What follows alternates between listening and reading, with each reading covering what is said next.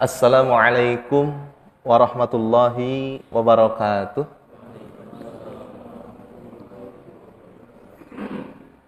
Innal hamdalillah nahmaduhu wa nasta'inuhu wa nastaghfiruh wa na'udzu billahi min sururi anfusina wa min sayyiati a'malina may yahdihillahu fala mudhillalah wa may yudlil fala hadiyalah.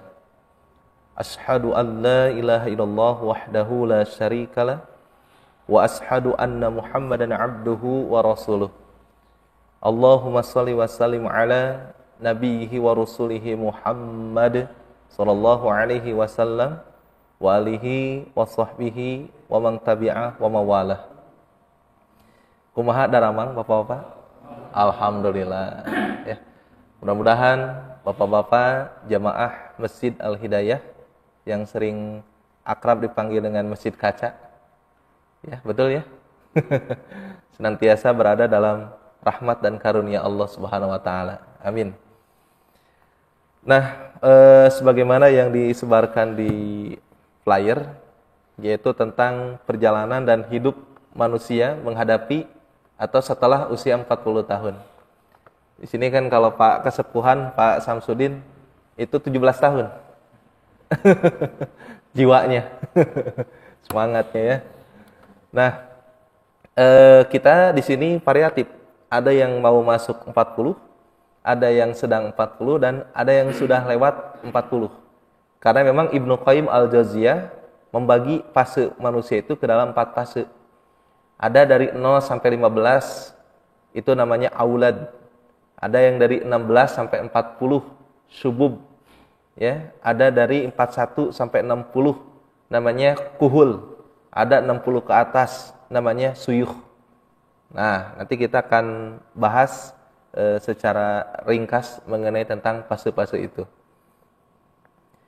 Bapak-bapak yang saya hormati, di sini kita awali dengan mengenal kembali atau menyadari kembali tentang tahapan kehidupan manusia sampai kembali lagi kepada Allah. Jadi ketika Nabi Muhammad SAW berdakwah, itu senantiasa tidak hanya mendapatkan manis, tapi pahitnya juga banyak. Terutama ketika menghadapi ahli kitab, orang musyrik, orang fasik, orang munafik, orang kafir, ya, yang mereka tidak percaya kepada hari kebangkitan. Bahkan banyak yang bertanya, masa ketika tubuh sudah dimakan dengan cacing tanah bisa dibangkitkan lagi? Maka banyak di Al-Quran yang membantah pernyataan-pernyataan orang yang tidak percaya kepada hari berbangkit. Salah satunya di dalam surat Al-Hajj ayat ke-5. Allah Subhanahu wa taala berfirman yang artinya, wahai manusia, ini berlaku ya ayyuhan nas. Jika kamu meragukan hari berbangkit, hari kebangkitan, maka sesungguhnya kami telah menjadikan kamu dari tanah. Dari tanah. Manusia itu dari tanah. Nabi Adam kan dari tanah ya. Dan kita pun sebetulnya dari tanah. Saripati tanah, saripati ya, nutfah itu ya dari tanah juga. Kemudian dari setetes mani. Namanya apa? Nutfah. Terus lagi diciptakan dari apa? Kemudian dari segumpal darah. Namanya alaqah. Kemudian dari jadi segumpal daging, namanya mudghah.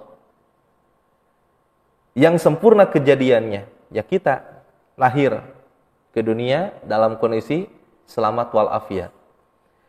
Dan yang tidak sempurna, ada yang keguguran. Agar kami jelaskan kepada kamu. Ini panjang ayatnya, Pak. Terus lagi dikatakan, dan kami tetapkan dalam rahim menurut kehendak kami sampai waktu yang sudah ditentukan. Ya 9 bulan ya. 9 bulan, ada yang lebih, ada yang kurang. Bahkan ada yang 7 bulan prematur lahirnya. Itu semua telah ditetapkan, telah ditentukan oleh Allah Subhanahu wa taala. Kemudian kami keluarkan kamu sebagai bayi. Kemudian dengan berangsur-angsur kamu sampai kepada usia dewasa. Nah, Nanti yang akan menjadi titik pembahasan itu adalah thumma litablughu asuddakum, as-sudda. Jadi kepada usia dewasa itu ternyata nanti dijelaskan di dalam surat Al-Ahqaf ayat ke-15, yaitu arba'ina sanah, 40 tahun. Berikutnya di sini dikatakan, dan di antara kamu ada yang diwafatkan. Ada kan yang sebelum usia 40 tahun sudah wafat? Dan ada pula di antara kamu dikembalikan sampai usia sangat tua atau pikun. Dugikeun ka pikun. Yang dikatakan dengan pikun itu apa? Sehingga dia tidak mengetahui lagi sesuatu yang telah diketahuinya. Itulah manusia. Dari asalnya tidak tahu, tahu dan kembali tidak tahu. Dari asalnya tidak ada dan akan tidak ada. Itulah manusia. Nah, terus lagi, dan kamu lihat bumi ini kering. Kemudian apabila telah kami turunkan air hujan di atasnya, hiduplah bumi itu dan menjadi subur. Dan menumbuhkan berbagai jenis pasangan tumbuhan yang indah. Bagaimana Al-Quran menjawab keraguan-raguan orang-orang yang meragui kebenaran Al-Quran, kebenaran hari berbangkit. Bahwa mudah bagi Allah untuk membangkitkan manusia yang tadinya ada, mati dibangkitkan lagi. Karena sebetulnya kita pun yang tadinya nggak ada menjadi ada, terus nanti nggak ada lagi. Sampai-sampai dijelaskan, kamu itu berasal dari tanah, dari setetes mani, dari segumpal darah, dari segumpal daging. Udah gitu ada yang sempurna kejadiannya sampai ia lahir ke dunia, dan ada juga yang diwafatkan. Sampai ada juga yang sampai menemui masa tua yang sangat tua, pikun, sehingga akhirnya lupa tentang apa yang dulu pernah dia ketahui. Ayat ini mengingatkan sekaligus menyadarkan kepada kita bahwa kita itu tidak ada apa-apanya. Tidak ada yang patut kita untuk banggakan kecuali kita memuji kepada yang telah memberi semua itu, yaitu Allah. Maka pantas para ulama membagi pujian itu ke dalam 4 pujian, dan semuanya milik Allah. Ketika seseorang mengatakan Alhamdulillah di dalam Al-Fatihah, Alhamdulillahi Rabbil Alamin, puji Allah kepada Allah, milik Allah. Puji Allah kepada makhluk, milik Allah. Puji makhluk kepada Allah, milik Allah. Puji makhluk kepada makhluk pun itu milik Allah. Dan kenapa ketika seseorang dipuji harus mengucapkan kalimat hamdalah? Kamu pintar, kamu cerdas, kamu cantik, kamu ganteng, kamu pintar, dan lain sebagainya. Maka dia harus mengatakan Alhamdulillah. Kenapa? Karena dia malu. Ada Allah yang tahu aibnya, ada Allah yang tahu buruknya. Seperti begini, bapak ya berjalan dengan istri. Tiba-tiba ada istri orang lain dan memuji bapak di hadapan istri bapak. Bapak itu misalkan pemarah kepada istrinya. Tapi ketika di luar bapak itu meni lembut. Ih, saya bangga ya sama suami kamu, misalkannya bari jeung bekah. Suaminya baik banget ya. Perkiraan bapak, kalau ada seorang suami yang di rumahnya galak sama istri, terus di luar baik, ada yang memuji baik. Si suami itu ada malu nggak Pak? Ada malu. Kenapa? Karena yang di pinggirnya itu tahu bahwa saya itu nggak sesuai dengan apa yang dipujikan orang kepada dia. Maka kita sadari bahwa diri kita banyak salah, banyak dosa di hadapan Allah. Ketika ada orang yang memuji kepada kita, maka dengan rasa malu kita mengembalikan Alhamdulillah. Segala puji hanyalah milik Allah. Bapak-bapak yang saya hormati, kembali lagi ke sini. Di sini, bagaimana Allah Subhanahu wa Ta'ala menjelaskan tentang mudahnya Allah menciptakan manusia dari unsur tanah, dari tetes mani sampai akhirnya jadi seperti kita saat ini. Terus di ayat terakhirnya, di potongan ayat terakhirnya, sama Allah dibantah lagi, jangankan manusia, kamu yang kecil gitu kan. Bumi yang tadinya kering itu bisa tumbuh lagi tanaman-tanaman di atas rerumputan itu, ya, di atas bumi itu bisa dengan mudah. Apalagi untuk membangkitkan manusia yang tadinya ada menjadi tidak ada dan ada lagi. Mudah bagi Allah itu. Ternyata umur 40 tahun adalah fase paling krusial dalam peralihan hidup umat manusia. Nanti kalau yang sudah lewat bisa ingetin kalau misalkan nggak sesuai ya. Usia ini pun disebut sebagai fase spesial. Ya. Nah, rata-rata para nabi itu diangkat di usia 40 tahun, kecuali Nabi Isa dan Nabi Yahya. Karena Nabi Isa alaihissalam itu sebelum usia 40 tahun, ya, menurut keyakinan umat Islam, itu diangkat oleh Allah ke langit, ya, yang sampai saat ini usianya masih muda, sekitar 30-an. Ya, itu menurut keyakinan kita. Karena Nabi Isa itu belum meninggal, ya, belum meninggal. Nah, terus menurut ilmu psikologi, umur 40 adalah umur kedewasaan dan kematangan seseorang dalam berpikir, berbicara, bertindak, dan bersikap. Laras, Pak? Ya, jadi sudah mulai itu. Sudah mulai. Nah, Ibnu Katsir menukil satu pendapat bahwa seseorang tidak berubah lagi dari kebiasaan yang dilakukannya bila mencapai usia 40 tahun. Allah kumahanya. Yang pertama, contohnya, kalau seseorang terbiasa mengaji Al-Quran 1 juz sehari atau bangun tengah malam untuk tahajud, itu akan menjadi kebiasaan. Nah, cuman repotnya kalau ada yang usia 40 tahun ke atas, dia masih doyan bermaksiat. Seperti zina, mabuk, begal, korupsi, culas, munafik, dan zolim, lalu itu akan menjadi candu baginya sampai mati, kecuali jika Allah Subhanahu wa taala merahmatinya. Ada orang yang bertanya, kok kenapa ahli maksiat, tukang zina, tukang tarok, tukang nyiksatkeun anderok, tetapi seolah-olah dia tidak pernah menemukan kesulitan dalam ekonomi. Ya, bahkan dia menyekutukan Allah, bahkan dia membenci Rasulullah. Tapi kok kenapa dalam sisi finansial mereka lebih tinggi dibanding dengan orang-orang yang beriman? Ternyata jawabannya di dalam Al-Quran sendiri, yaitu di dalam surat Al-An'am, surat ke-6, ayat ke-44. Ketika manusia sudah melupakan peringatan dari Allah, maka Allah akan membuka seluruh pintu kesenangannya. Pokoknya mah seluruh pintu kesenangan sama Allah akan dibuka. Ketika mereka hendak berbahagia terhadap hasil yang mereka dapatkan, maka seketika Allah hilangkan kebahagiaan itu, hancurkan apa yang telah mereka dapatkan, dan mereka berputus asa.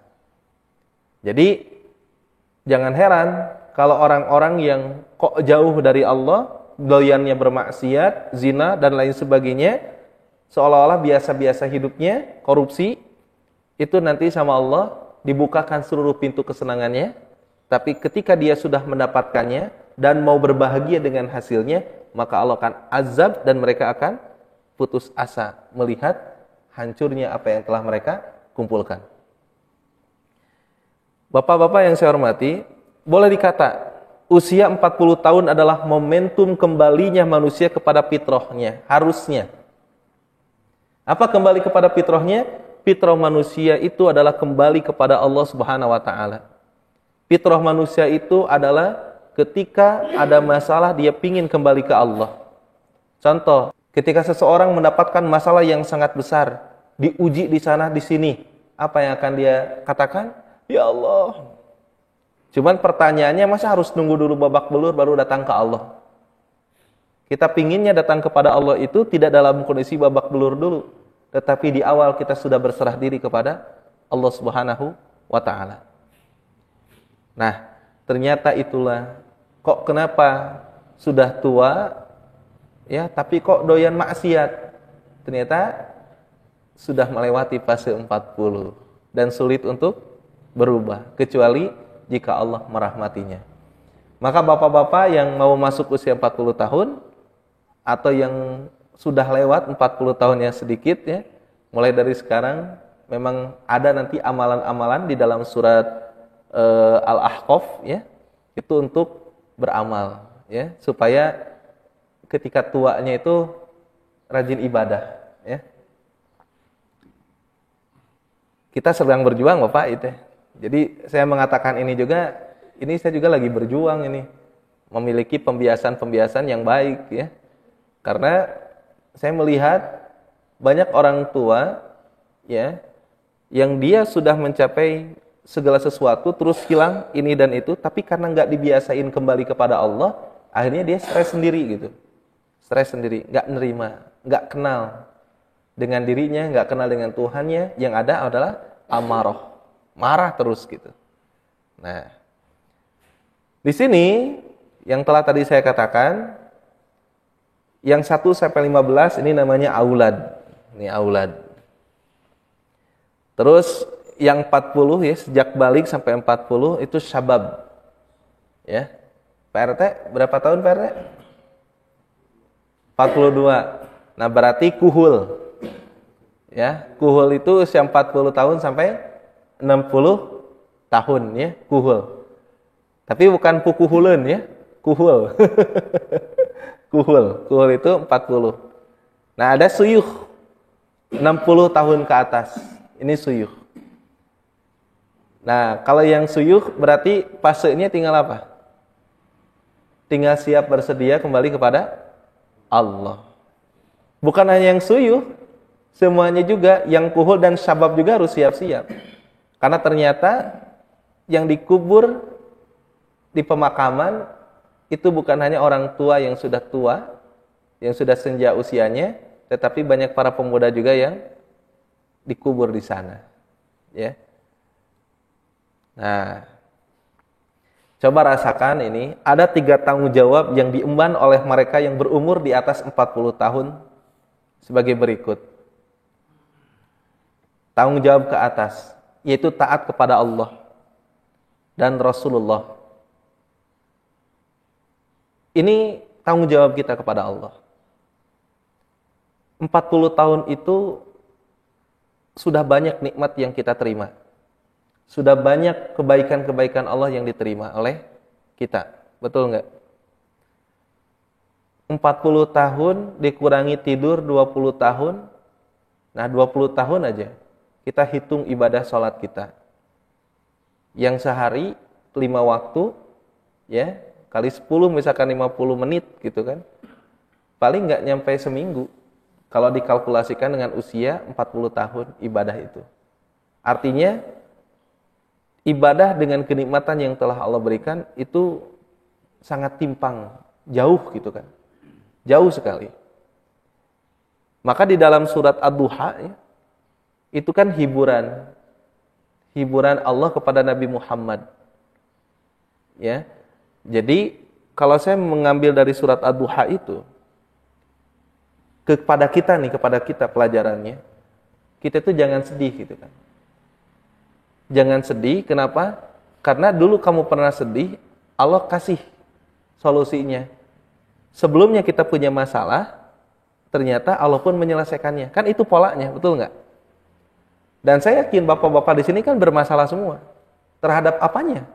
Baik ada yang ekonominya, dengan kerjaannya, dengan tetangganya, dengan suaminya, ya kalau ibu-ibu, istrinya, kalau bapak-bapak, semua punya masalah termasuk saya. Sekarang, dan sebelumnya juga punya masalah. Ternyata masalah itu diselesaikan sama Allah. Nah, ketika sudah memasuki usia 40 tahunan, itu sudah harus mulai mengkaji diri gitu. Oh iya ya, sekarang saya punya masalah. Sebelumnya punya masalah, ternyata sama Allah diselesaikan. Ternyata itu polanya gitu. Itu polanya. Jadi polanya itu kayak gini Pak. 1, 2, 3, 4, 5. Berikutnya Pak. 6, 7, 8, 9, 10. Terus 2, 4, 6. Berikutnya 8, 10. Kenapa bisa tahu? Karena Bapak tahu polanya. Oh, setelah 2, 4, 4, 6, 6, 8. Kan gitu. 1, 3, 5. Setelah 5 Pak? 7. Terus 9. Kenapa? Karena Bapak tahu polanya. Nah, ketika sudah memasuki usia 40 tahun, di sini pun kita menyadari bagaimana pola pertolongan Allah. Bagaimana Allah menolong kita. Jangan sampai ketika saat ini kita punya masalah, hilang semua 1000 solusi yang pernah Allah berikan sebelumnya sama kita. Padahal sebelumnya kita punya banyak masalah, Allah selesaikan. Punya masalah, Allah selesaikan. Punya masalah, Allah selesaikan. Jadi kalau saat ini kita sedang punya masalah, dalam masalah finansialnya, dalam masalah keluarganya, dalam masalah hubungan sosialnya, maka yakinlah, sebelumnya kita punya masalah, Allah selesaikan. Dan yakinlah, sekarang kita punya masalah, Allah pasti akan menyelesaikannya. Jadi hingga akhirnya, kesibukan orang yang beriman, itu tidak terlalu disibukkan dengan masa yang akan datang. Karena dia yakin belum tentu dia akan hadir. Dan kesibukan orang yang beriman, tidak memikirkan masa lalu. Karena dia yakin tidak mungkin kembali ke masa lalu. Tetapi kesibukan orang yang beriman, adalah dia fokus memperbaiki saat ini, detik ini, agar dia menjadi hamba yang terbaik. Kan itu kesibukan orang yang beriman. Kenapa? Karena dia tahu polanya. Dan itu bisa terbentuk kalau kita terus menyadari, semakin bertambahnya usia, berarti semakin bertambahnya kesadaran kepada Allah.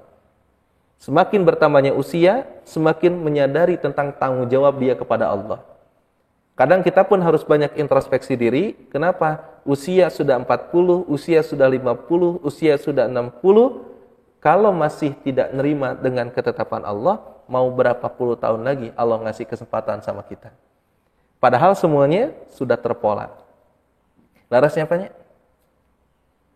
Semuanya sudah ada polanya.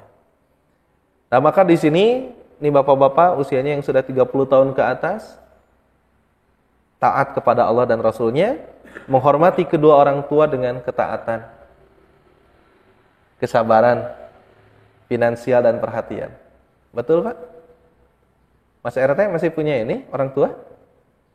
Betul ini? Harus sabar dari sini? Finansialnya juga kan? Perhatiannya juga, butuh orang tua ditelepon. Betul nggak Pak Samsudin? Punya anak, butuh perhatian dari anak kan? Iya. Ada bantuan finansial dan lain sebagainya, orang tua mungkin nggak akan minta. Kalaupun minta itu bahasanya tidak langsung. Karena menjaga kehormatan sebagai orang tua dan menjaga rasa anak, takut anak nggak punya. Makanya anak-anak yang usia 40 tahun itu sudah mulai ngerti.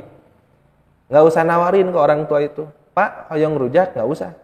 Pak, hoyong kaditu, ulah. Ajak aja. Pak, ini ada rujak. Mau yang pedas, mau yang nggak pedas. Gitu aja. Karena orang tua itu kalau ditawari, disuruh milih, pasti dia nggak akan mau. Gitu. Nah, kita yang usia sudah, yang masih belum punya menantu, ya, jangan tawari orang tua dengan pemberian. Kalau mau ngasih, ngasih aja. Kita tahu ukuran baju bapak kita misalkan XL. Ya kita belikan, Pak ini baju. Karena kalau ditawari betul nggak Pak? Pasti nggak mau ya. Pasti nggak mau. Kenapa? Ya bapak aja kalau misalkan ditawari, terus ditawarinya itu hanya nawari aja. Pasti bapak akan mengatakan jangan gitu. Tapi ketika dikasih, pasti diterima. Kalau ke orang lain sih biasa, tapi kalau ke orang tua kita harus lebih peka lagi. Ya, minum saya. Nah, terus lagi saya percepat, tanggung jawab ke bawah. Kerasa kan? Lagi membiayai anak-anaknya.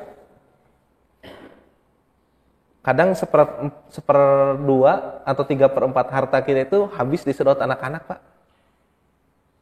Bayarannya, SPP-nya gitu kan, DSP-nya, belum lagi untuk lesnya, belum lagi untuk makan, jajan, dan lain sebagainya. Tapi percayalah, apa yang telah Bapak korbankan untuk anak itu tumbuh menjadi besar, tumbuh menjadi pribadi yang solih, itu akan menjadi amal jariah yang terus mengalir kebaikannya kepada Bapak-Bapak. Karena setiap keringat yang dikeluarkan dari tubuh kita untuk membiayai anak dan istri kita, itu nilainya jihad. Itu nilainya kebaikan-kebaikan yang akan Allah berikan kepada kita. Itu perjuangan kita sebagai seorang bapak dari anak-anak, seorang suami dari istrinya. Ya. Kasih sayang finansial, teladan. Nah, ini tanggung jawab. Ya. Terus lagi, yang ketiga, tanggung jawab ke samping. Ini bersinergi dengan istri, Pak. Banyak para suami yang tidak menjadikan istrinya sebagai partner. Malah istrinya banyak dicaci, dimaki, dihina. Sehingga akhirnya rumah tangganya menjadi kalang kabut gitu kan. Miniatur negaranya, yaitu keluarga, menjadi nggak karuan. Sebetulnya setiap manusia itu butuh pengakuan dan setiap manusia itu butuh apresiasi. Begitupun istri yang selama ini mendampingi, mereka butuh apresiasi, mereka butuh perhatian, dan mereka butuh pujian juga. Maka bagi bapak-bapak yang masih mahal untuk memberikan pujian kepada istrinya, maka pulang dari sini silakan untuk memuji istrinya dengan pujian yang terbaik. Itu ya. Tapi di dia mah ada ketinggalan wajah romantis sungkul di dia mah. Ya, wajah romantis sungkul. Ya. Pak RT ya, romantis Pak RT itu. Nah, sedikit lagi. Sekarang Al-Quran surat Al-Ahqaf ayat 15 juga menegaskan keistimewaan umur di atas 40. Ayat tersebut mengingatkan mereka yang akan, sedang, atau telah menginjak umur 40 tahun. Nah, di sini Pak. Ini penjelasan as-sudda. As-sudda itu adalah masa kematangan manusia yang paripurna. Apa? Dan kami perintahkan kepada manusia agar berbuat baik kepada kedua orang tuanya. Ibunya telah mengandungnya dengan susah payah dan melahirkannya dengan susah payah pula. Bapak menyaksikan bagaimana istri Bapak saat mengandung, saat melahirkan, dan saat menyapih, Pak. Nah, masa mengandung sampai menyapihnya selama 30 bulan. 12 bulan, 1 tahun, 2 tahun, 24, 6 bulan itu disapih. Kadang anak belum bisa tidur sendiri. Kadang anak masih pingin digendong-gendong. Sampai 2 tahun setengah. Sehingga apabila dia anak itu telah dewasa, lihat di sini, hatta idza balagha as-suddah wa balagha arba'ina sanah, dan umurnya mencapai 40 tahun dia berdoa. Di Al-Qur'an usia 40 tahun itu langsung disebutkan arba'ina sanah. Qala, dia berdoa. Doanya gimana? Rabbi auji'ni an askura ni'mataka allati an'amta 'alayya wa 'ala walidayya. Ya Tuhanku, berilah aku petunjuk agar aku dapat mensyukuri nikmat-Mu yang telah Engkau limpahkan kepadaku dan kepada kedua orang tuaku. Apa pesan utama yang ingin saya sampaikan dari ayat ini? Ketika sudah memasuki usia 40 tahun atau lebih daripada 40 tahun, maka mintalah kepada Allah agar diberikan kekuatan untuk senantiasa bersyukur terhadap nikmat yang telah Allah berikan kepada kita. Cuman terkadang kebanyakan manusia terhijab rasa syukurnya karena terlalu banyak keinginan. Boleh kita punya keinginan, tapi bersabarlah. Karena tidak setiap keinginan harus segera kita miliki, maka bersabarlah. Jangan sampai kita punya ingin itu, ingin ini, hingga akhirnya menjadi penghalang, menjadi hijab untuk kita mensyukuri nikmat yang sebetulnya lebih banyak daripada keinginan kita yang telah Allah berikan. Maka minta kepada Allah kekuatan agar bisa bersyukur atas nikmat yang telah Allah berikan kepada kita dan kepada orang tua kita. Karena kita bisa saat seperti ini, Pak, itu karena ada jasa orang tua, betul tidak? Kita bisa sampai di usia yang sudah 40, 50, 60 ini, Allah telah memberikan rezeki sama orang tua kita. Allah telah memberikan usia pada orang tua kita untuk mengurus kita, bagi yang tidak ditinggalkan saat kecil. Terus lagi, orang tua kita juga sudah dikasih rezeki sama Allah untuk kerjanya, ngasih berasnya, ngasih makannya. Maka minta kepada Allah agar diberikan kekuatan untuk senantiasa terus bersyukur terhadap nikmat yang telah Allah berikan. Kalau kita mau preteli satu persatu nikmat yang telah Allah berikan, banyak sekali. Nggak bisa kita hitung. Ketika tidur, bisa nggak serangga masuk ke lubang badan kita, Pak? Serangga-serangga. Bisa nggak? Serangga-serangga masuk ke telinga kita, ke hidung kita. Bisa jadi, Pak. Kalau di lapangan nih, tapi Allah lindungi, ada penjaganya, sehingga akhirnya binatang-binatang yang ada di bawah, yang ada dimanapun, itu sama Allah dijaga, nggak masuk ke telinga kita, nggak masuk ke lubang mulut kita.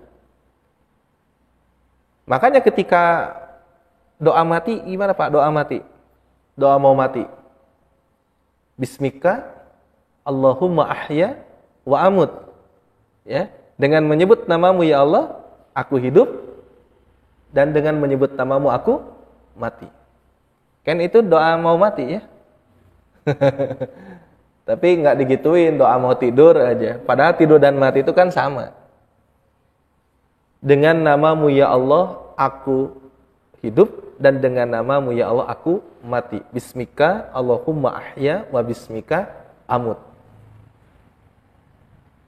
Jadi dari mulai tidur, kalau Bapak di rumah ada CCTV, coba perhatikan bagaimana Allah melindungi Bapak-bapak ke saat tidur, Pak. Enggak saat tidur itu Bapak ngelindur, terus keluar rumah, terus ada jurang masuk, enggak begitu. Kan bisa jadi ada orang yang ngelindur kayak gitu ya. Tapi sama Allah dijaga, insyaallah. Jadi banyak rasa syukurnya kepada Allah. Jantung digerakin, aliran darah dialirkan. Semuanya nikmat. Nah, terus lagi dikatakan di sini wa an a'mala salihan tardah, dan agar aku dapat berbuat kebajikan yang engkau ridhoi. Maka di usia yang mau masuk fase 40 dan setelah 40 kita harus memohon kepada Allah agar diberi kekuatan untuk melakukan amal solih yang Allah ridhoi. Artinya apa? Mulai saat ini kita memiliki komitmen, apa yang kita lakukan adalah amal solih yang akan menghantarkan kepada keridhaan Allah. Jadi sudah nggak banyak lagi berpikir untuk masalah yang akan menjauhkan dengan Allah. Tetapi saat ini kita sudah memfokuskan diri, setiap yang saya lakukan adalah amal solih yang akan menghantarkan saya untuk ridho, dan Allah ridho kepada saya. Nah, terus dikatakan di sini wa aslih li fi dzurriyyati, dan berilah aku kebaikan yang akan mengalir sampai kepada anak cucuku. Apa pesan utama yang ingin saya sampaikan? Maka bermohonlah kepada Allah agar diberikan kekuatan untuk melakukan satu amalan, yang amalan itu dapat diteruskan kebaikannya oleh keturunan kita. Contoh, misalkan Pak Cepi nyuruh anaknya, nah ini begini kebaikan tuh, sama anaknya diteruskan. Terus anaknya dewasa, Pak Cepi udah nggak ada, ya, karena di usianya udah tua dan lain sebagainya. Terus anaknya punya anak, disampaikan lagi, maka itu terus ngalir. Bapak ada pesan yang dulu terngiang dari orang tuanya?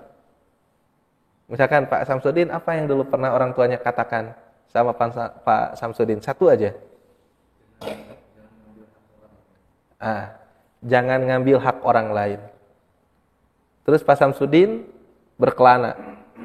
Ada hak orang lain, bukan saya. Lihat lagi, ada hak orang lain, bukan milik saya.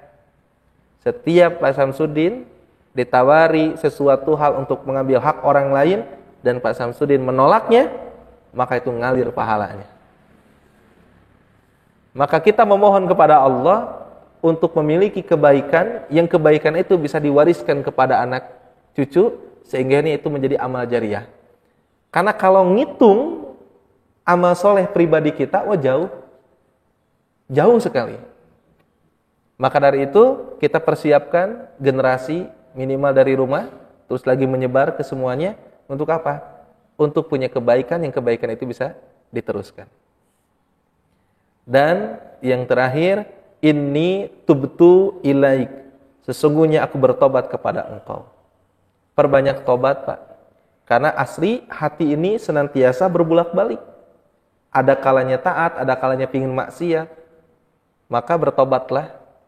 Jadi ciri-ciri orang yang beriman itu kan, sesungguhnya orang-orang yang beriman itu ketika disebut nama Allah maka hatinya bergetar. Saat ada kewajiban yang kita mau melalaikan, disebut nama Allah, bergetar hati kita. Langsung segera melakukan kewajiban. Ketika hati ini condong kepada keburukan, tiba-tiba disebut nama Allah, hati ini bergetar, maka kita tinggalkan kemaksiatan. Maka di usia kita saat ini, Pak, memang harus inni tubtu ilaik, sesungguhnya aku bertobat kepada Engkau ya Allah. Harus memperbanyak tobat dan harus banyak merasa dosa di hadapan Allah itu. Dan terakhir, wa inni minal muslimin, aku termasuk orang muslim. Kita memiliki komitmen dengan Allah sampai akhir hayat hidup kita, pingin mati dalam kondisi yang berserah diri kepada Allah Subhanahu wa ta'ala. Nah, itu Bapak-bapak mengenai apa saja fase perjalanan hidup kita mau masuk usia 40 tahun, saat usia 40 tahun dan setelah usia 40 tahun. Terekam di dalam surat Al-Ahqaf ayat ke-15. Yang pertama, perbanyak syukur kepada Allah atas nikmat yang telah Allah berikan kepada kita dan kepada kedua orang tua kita. Banyak bersyukur. Alhamdulillah ya Allah. Terima kasih Engkau telah memberikan rezeki kepada orang tua kami. Dengan rezeki itu, orang tua kami bisa menghidupi kami, saudara-saudara saya, adik kakak saya, dan keluarga saya. Terima kasih ya Allah. Gak bisa kehitung nikmat yang telah Engkau berikan.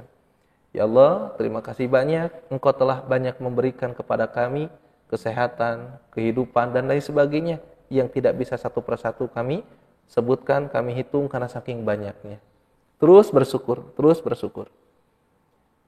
Terus lagi yang kedua, memiliki komitmen setiap langkah, setiap ucap, setiap pemikiran yang akan kita pajukan ke depan itu semata-mata ditujukan untuk amal solih yang ingin diridhoi oleh Allah. Jadi sudah tidak lagi berpikir untuk melakukan hal-hal yang keluar daripada garis yang telah ditetapkan oleh Allah Subhanahu wa ta'ala.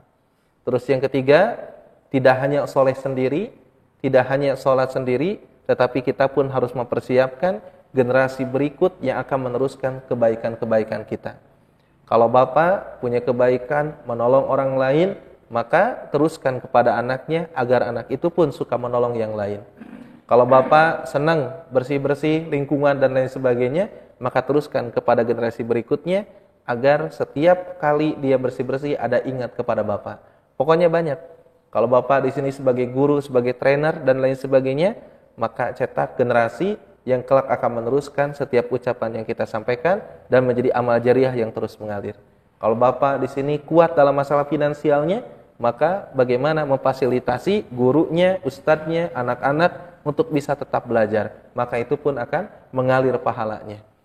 Kenapa? Karena perjalanan ke akhirat itu sangatlah panjang. Kematian adalah gerbang awal kehidupan yang sangat panjang. Kita harus smart, selalu mempersiapkan urusan akhirat. Kenapa? Karena kita tahu dan kita yakin setelah kematian ini ada fase yang sangat panjang yang harus kita lewati. Terus yang keempat, pedoman perjalanan hidup kita ini adalah perbanyak tobat. Setiap kali terlintas pikiran jahat, setiap kali terlintas hati yang buruk, maka setiap kali itu pula kita bertobat kepada Allah. Dan kita berharap semoga kelak ketika Allah mewafatkan kita, kita dalam kondisi bertobat. Sudah diampuni dosanya, sudah dimaafkan salahnya. Terus bertobat. Ketika ada orang yang menyuruh kita untuk beristighfar, untuk tobat, maka jangan tersinggung. Kita harus menyadari, memang dari mulai bangun tidur sampai mau tidur, kita banyak salah, banyak dosanya. Dan yang kelima, tetapkan diri ini sebagai seorang muslim sampai akhir hayat hidup. Minta kepada Allah pertolongan agar kita tetap komitmen di dalam keislaman kita. Islam dalam artian yang sangat luas. Salah satunya adalah sebagai hamba yang senantiasa berserah diri terhadap ketetapan Allah. Berserah diri terhadap keputusan Allah. Apapun yang Allah tetapkan untuk kita berupa kebaikan-kebaikan, maka kita berserah diri kepada Allah Subhanahu wa taala. Dan yakini setiap apa yang Allah berikan kepada kita semuanya itu baik. Kita yakini. Nah, itu saja mungkin Bapak-bapak semuanya yang bisa disampaikan pada kesempatan yang berbahagia ini.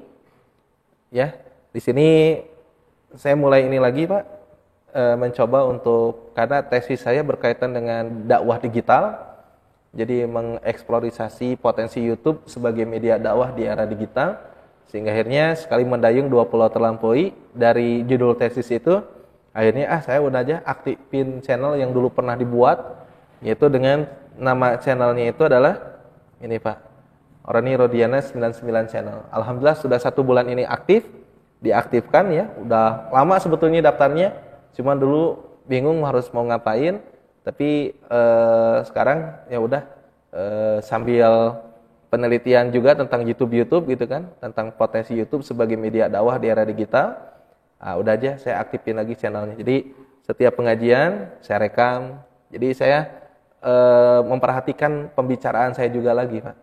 Ya. Nah, ini channelnya, Pak. Roni Rodiana 99 channel. Alhamdulillah sudah ada sekitar 515-an subscriber ya.